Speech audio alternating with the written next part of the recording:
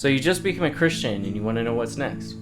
Let's dive into it. There are two things I want to point out that a new Christian should be doing. The first of the two are the commandments Jesus spoke about in Matthew chapter 22, verses 37 through 40. And he said to him, "You shall love the Lord your God with all your heart and with all your soul and with all your mind. This is the great and first commandment. And a second is like it. You shall love your neighbor as yourself. On these two commandments depend all the law and the prophets." So the primary thing here is pretty simple.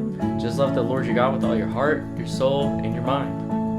And love your neighbor as yourself. Or the golden rule, treat others the way you want to be treated. My second point of what a new Christian should be doing is building the relationship with Christ. And you may be asking yourself, how do I do that? How do I build a relationship with Jesus Christ? Isn't he God? You build your relationship with him the same way you'd build your relationship with a new friend. You spend time with him. You hang out with him. You don't need to do any miraculous things or casting out demons right now. You don't need to be doing any of that right now. You need to be building a relationship with Jesus because that's what he wants. He wants a relationship with you. And we can see the importance of this in Matthew chapter 7, verses 22 through 24. "And on that day, many will say to me, 'Lord, Lord, did we not prophesy in your name and cast out demons in your name and do many mighty works in your name?' And then will I declare to them, 'I never knew you. Depart from me, you workers of lawlessness.'